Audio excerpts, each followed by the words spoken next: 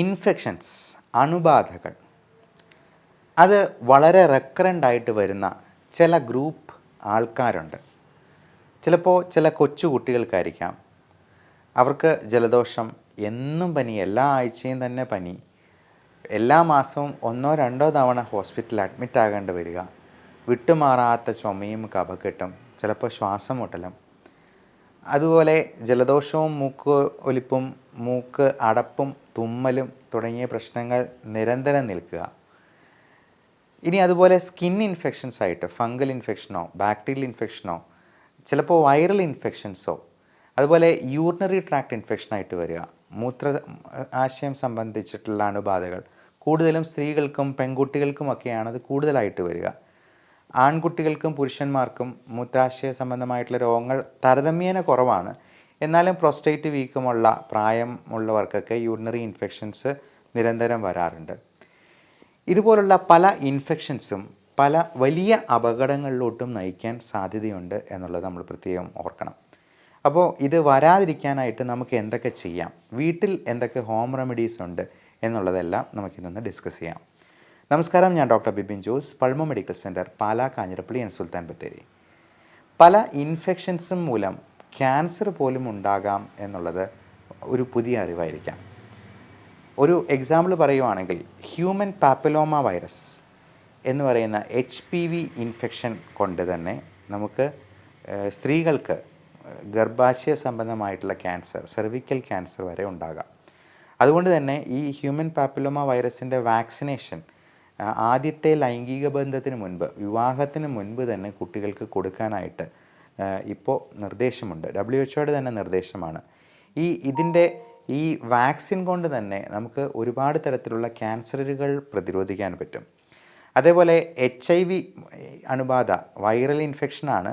പക്ഷേ HIV infection പലപ്പോഴും പലതരത്തിലുള്ള സ്കിൻ ക്യാൻസറിലോട്ടും അതുപോലെ ലിംഫോമ പോലുള്ള നെഞ്ചിനുള്ളിലുണ്ടാകുന്ന പല ക്യാൻസറിലേക്കും വഴിതെളിക്കും എന്നുള്ളത് പലർക്കും അറിയില്ല. അതുപോലെ തന്നെ പലതരത്തിലുള്ള ബാക്ടീരിയൽ ഇൻഫെക്ഷൻസും, ഉദാഹരണം പറയുവാണെങ്കിൽ ഹെലിക്കോബാക്ടർ പൈലോറി നമുക്ക് പെപ്റ്റിക് അൾസർ ഉണ്ടാക്കുന്ന ഇൻഫെക്ഷനാണ്. ഇത് നിരന്തരം ഇങ്ങനെ ഉണ്ടാവുകയും ഈ നോൺ ഹീലിംഗ് അൾസറായിട്ട് ഉള്ളത് പലതും ക്യാൻസറായിട്ട് രൂപാന്തരപ്പെടുകയും ചെയ്യാം. അതുകൊണ്ട് prevention is always better than cure എന്ന് പറയുന്നത് പോലെ നമ്മൾ ഈ ഇൻഫെക്ഷൻസ് ഒന്നും വരാതെ പ്രിവെൻറ്റ് ചെയ്യുകയാണ് ഏറ്റവും നല്ലത്. അതിന് നമുക്ക് എന്തെല്ലാം ചെയ്യാൻ പറ്റും? അപ്പോൾ ഈ സ്കിൻ ഇൻഫെക്ഷൻസ്, ഇപ്പോൾ നമുക്ക് നോൺ ഹീലിംഗ് അൾസർ ഉണ്ടാക്കുന്നത് പലപ്പോഴും സ്കിന്നിലാണ്. ഇപ്പോൾ കാലിലോ കാൽപാദത്തിലോ ഒക്കെ ഒരിക്കലും ഹീൽ ചെയ്യാത്ത ഒരു അൾസർ ഇങ്ങനെ നിൽക്കുകയും അത് പലപ്പോഴും ബേസൽ സെൽസ് കാർസിനോമ പോലുള്ള അവസ്ഥയിലോട്ട് മാറിപ്പോവുകയും ചെയ്യാം. അപ്പോൾ അതിൻ്റെ അറ്റങ്ങളിൽ നിന്ന് നമ്മൾ ബയോപ്സി എടുത്ത് നോക്കുമ്പോഴായിരിക്കും അതൊരു ക്യാൻസറായി മാറി എന്നുള്ളത് പോലും പലപ്പോഴും തിരിച്ചറിയുക. അതുപോലെ വായ്ക്കകത്തുള്ള അൾസർ, ഇത് പലപ്പോഴും ക്യാൻസറസ് ആയി മാറാനുള്ള സാധ്യതയുണ്ട്. ഈവൻ ഒരു നിറവ്യത്യാസം പോലും ഉണ്ടെങ്കിൽ നമ്മളത് ഡോക്ടറെ കാണിച്ച് അതിന് വേണ്ട പരിശോധനകൾ നടത്തേണ്ടത് അത്യാവശ്യമാണ് എന്ന് പറയും. പ്രത്യേകിച്ചും ഇതിനോടുള്ള സാധ്യത കൂടുതലുള്ള ആൾക്കാരിൽ, പ്രത്യേകിച്ചും ഡയബറ്റിക് ആയിട്ടുള്ളവർക്ക്, ഓൾഡ് ഏജിൽ, ഈ വെരിക്കോസ് അൾസർ അല്ലെങ്കിൽ കാലിൽ ഒരുപാട് അശുദ്ധ രക്തം കെട്ടിക്കിടക്കുന്ന അവസ്ഥയുള്ള മറ്റ് ഒരുപാട് പീഡലിടിമയുള്ളവർക്ക്, ഫൈലേറിയാസിസ് പോലുള്ള അസുഖങ്ങളുള്ളവർക്കൊക്കെ ഇങ്ങനെയുള്ള ലക്ഷണങ്ങൾ എന്തെങ്കിലും കാണിച്ചെന്നാൽ ഉടനെ തന്നെ ഡോക്ടറെ കണ്ട് അതിന് വേണ്ട പരിശോധന നടത്തണം. എന്നാൽ ഈ ഇൻഫെക്ഷൻസ് വരാതിരിക്കാനായിട്ട് നമുക്ക് എന്ത് ചെയ്യാൻ പറ്റും? ഇപ്പോൾ ചെറിയ ഇൻഫെക്ഷൻസൊക്കെ ആണെന്നുണ്ടെങ്കിൽ നമുക്ക് ചെയ്യാവുന്ന കാര്യം, അത് ഉപ്പ് വെള്ളത്തിൽ നല്ലപോലെ കഴുകുക. അപ്പോൾ ഏത് ഭാഗത്താണോ ഇൻഫെക്ഷൻ ഉള്ളത്, അൾസർ ഉള്ളത്, അവിടെ ഉപ്പ് വെള്ളത്തിൽ നമുക്ക് പറ്റുവാണെങ്കിൽ മുക്കി വയ്ക്കുക എന്നുള്ളതാണ്. പ്രത്യേകിച്ചും ഫംഗൽ ഇൻഫെക്ഷൻ സ്ഥിരമായിട്ട് വരുന്നവർക്ക് ഒരു സോൾട്ട് വാട്ടർ ബാത്ത് നമുക്ക് നല്ല രീതിയിൽ ഗുണം ചെയ്യുന്ന ഒന്നാണ്. നല്ല വലിയൊരു ബേസിനിൽ അല്ലെങ്കിൽ ഒരു സിങ്കിൽ നമുക്ക് വെള്ളം ഒഴിച്ച് അത് കഴുത്ത് വരെ മുങ്ങിക്കിടക്കുന്ന പോലെ നമുക്ക് ഒരു സോൾട്ട് വാട്ടർ ഡിപ്പിംഗ് പറ്റുവാണെങ്കിൽ ഒരു 5-10 മിനിറ്റ് നേരത്തേക്ക് കൊടുക്കാൻ പറ്റുവാണെങ്കിൽ അതുകൊണ്ട് തന്നെ അണുക്കൾ ഒത്തിരി അധികം നശിച്ചു പോകുമെന്നുള്ളതാണ്. അതുപോലെ വായ്ക്കകത്തിലുള്ള അൾസർ, ആഫ്റ്റസ് അൾസർ എന്നാണ് അതിനെ പറയുക. അതിന് പല കാരണങ്ങളുണ്ട്. ഈവൻ സ്ട്രെസ്സ് മുതൽ നമ്മുടെ സ്പൈസി ഫുഡ് അല്ലെങ്കിൽ ഷാർപ്പ് ടൂത്ത്, അത് പല എസ്സുകളിലാണ് അതിൻ്റെ കോസസ് പറയുന്നത്. എസ്സിൽ തുടങ്ങുന്ന sharp tooth, stress, spicy food എന്ന് പറയുന്നതെല്ലാം ഇതിന് കാരണമാകാറുണ്ട്. അപ്പോൾ നമുക്ക് വായിൽ എന്തെങ്കിലും ബ്രഷ് കൊണ്ടിട്ടാണെങ്കിലും ഒരു മുറിവുണ്ടായെന്നാൽ പോലും അത് ഹീലാകാൻ ഏറ്റവും നല്ല മാർഗം ഉപ്പുവെള്ളം കൊണ്ട് ഒരു 2 മണിക്കൂർ ഇടവിട്ടെങ്കിലും ഒന്ന് കുപ്പിളിച്ച് കളയുക എന്നുള്ളതാണ്. ഇനി നല്ലപോലെ അത് ഹീൽ ചെയ്യാൻ പറ്റുന്ന ഒരു മാർഗം പറയാം. അല്പം വേദനയും നീറ്റലും ഉണ്ടാകും. സ്വല്പം ഉപ്പെടുത്ത് ആ അൾസറിൽ വെക്കുക എന്നുള്ളതാണ്. അല്പം നീറ്റലുണ്ടാവും. 1 മിനിറ്റ് നേരത്തേക്ക് നമുക്ക് നിൽക്കാൻ പറ്റാത്ത പോലെ വേദന ഉണ്ടായേക്കാം. പക്ഷേ ഒറ്റ ദിവസത്തിനുള്ളിൽ തന്നെ ആ നീർക്കെട്ടെല്ലാം കുറഞ്ഞ് ഇൻഫ്ലമേഷൻ നല്ലപോലെ കുറഞ്ഞു വരുന്നത് നമുക്ക് കാണാൻ പറ്റും.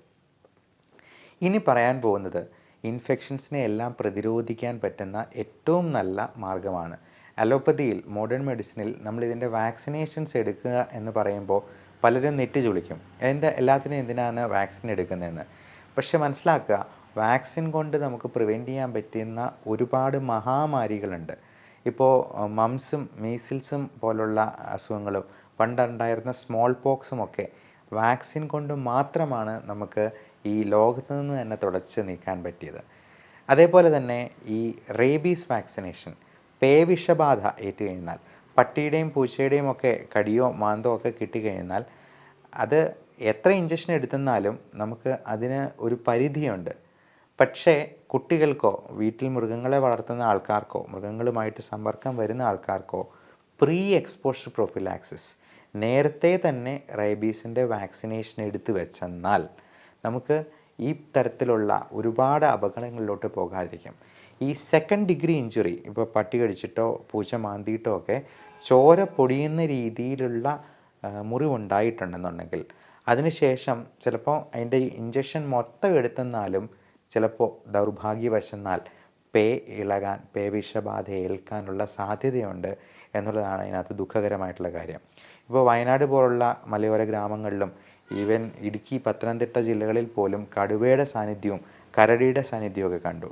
അപ്പോൾ വൈൽഡ് ആനിമൽസ് നമ്മൾ അത് കടിക്കുകയോ മാന്തുകയോ ഒക്കെ ചെയ്തെന്നാൽ അത് ഫുള്ളായിട്ട് അതിൻ്റെ വാക്സിനേഷൻ ഇമ്മ്യൂണോഗ്ലോബുലിൻ സഹിതം എടുക്കണമെന്നുള്ളതാണ് എൻ്റെ പ്രോട്ടോക്കോൾ.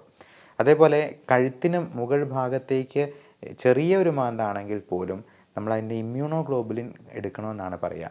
ഇതൊക്കെ നമുക്ക് ഒരു 90% പ്രിവെൻറ്റ് ചെയ്യാൻ പറ്റും നേരത്തെ തന്നെ കാലയെക്കുട്ടി ഇതിൻ്റെ പ്രൊഫിലാക്റ്റിക് ആയിട്ടുള്ള വാക്സിനേഷൻ എടുത്തുന്ന, അതായത് കടി ഏൽക്കുന്നതിന് മുൻപ് തന്നെ അതിൻ്റെ പ്രിവെൻഷൻ എടുത്ത് വയ്ക്കുക എന്നുള്ളതാണ്. ഇതുപോലുള്ള പല വാക്സിനേഷൻസ് ഉണ്ട്. നേരത്തെ പറഞ്ഞ human papilloma virus, cervical cancer prevent ചെയ്യാനുള്ള വാക്സിൻ ഉണ്ട്. ഇതിൽ ഏറ്റവും പ്രധാനപ്പെട്ട കുറച്ച് റെസ്പിറേറ്ററി ഇൻഫെക്ഷൻ്റെ വാക്സിനേഷനാണ് ഞാൻ അടുത്ത് പറയാൻ പോകുന്നത്. അതിൽ ഏറ്റവും പ്രധാനം 1 ഇൻഫ്ലുവൻസ വാക്സിനേഷനാണ്, 2 ന്യൂമോകോക്കൽ വാക്സിനേഷനാണ്.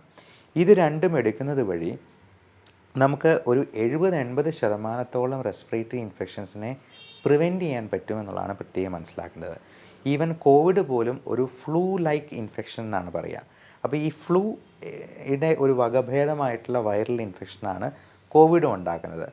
ഇതിന് പോലും നമുക്ക് ഒരുപാട് മാരകമായി തീരാതെ, ന്യൂമോണിയായി പോകാതെ, അത് വരാതെ തന്നെ നമുക്ക് അറിയുക പോലും ഇല്ലാത്ത ഒരു ചെറിയ ജലദോഷപ്പനിയായിട്ട് അതങ്ങ് മാറിപ്പോകാനായിട്ട് ഇത് ഹെൽപ്പ് ചെയ്യും. ഇനി ചെറിയ ജലദോഷമോ തൊണ്ടവേദനയോ ഒക്കെ ഉണ്ടെന്നുണ്ടെങ്കിൽ നമ്മൾ ഓടിപ്പോയി ആൻറ്റിബയോട്ടിക് എടുക്കേണ്ട ആവശ്യമില്ല. അതിന് പകരം നമ്മൾ ആ തുടങ്ങുന്ന ദിവസങ്ങളിൽ തന്നെ കൃത്യമായിട്ട് ആവി പിടിക്കുകയും നമ്മൾ ഉപ്പുവെള്ളം വായിക്കൊള്ളുകയും ചെയ്തെന്നാൽ ഒരുമാതിരിപ്പെട്ട ചെറിയ ഇൻഫെക്ഷൻസൊക്കെ വഴി മാറിപ്പോവുകയും ചെയ്യും. ഈ ഇൻഫ്ലുവൻസ വാക്സിനേഷനും ന്യൂമോകോക്കസ് വാക്സിനേഷനും ഒക്കെ നിങ്ങളുടെ അടുത്തുള്ള ഹോസ്പിറ്റലിൽ ചോദിച്ച് അത് ആവശ്യമെങ്കിൽ അലർജിയുള്ള ആൾക്കാർക്കുമൊക്കെ, പ്രത്യേകിച്ചും ഇത് പ്രോണായിട്ടുള്ള ആൾക്കാരാണ് ഈ അലർജിക്കാരൊക്കെ, അവർക്കൊക്കെ പെട്രോൾ കിടക്കുന്ന പോലെയാണ്. അടുത്തുകൂടി ഒരു തീപ്പൊരി പോയിരുന്നാലും കയറി പിടിച്ചു കഴിഞ്ഞാൽ ചുമയും കഫക്കെട്ടും മാറിയിട്ട് ഒന്ന് തിരിച്ച് ജീവിതത്തിലോട്ട് വരാൻ ചിലപ്പോൾ 2-3 മാസങ്ങൾ വരെ എടുത്തേക്കും. ചിലർക്ക് അതുകൊണ്ട് നിൽക്കാതെ അത് പലപ്പോഴും ആസ്മയായിട്ട് വരെ വഴിമാറാനുള്ള സാധ്യതയുണ്ട്. കോവിഡ് കഴിഞ്ഞ പലർക്കും ഫൈബ്രോസിസും ബ്രോങ്കിക്ടൈസിസും പോലുള്ള കണ്ടീഷൻസ് നമ്മൾ കാണുന്നതാണ്. അപ്പോൾ ഈ ആവി പിടിക്കുന്ന കാര്യവും ഉപ്പുവെള്ളം വായിക്കൊള്ളുന്ന കാര്യവും ഒക്കെ പറഞ്ഞു. ആവി പിടിക്കുന്നത് നമ്മൾ പ്രത്യേകം ഓർക്കണം.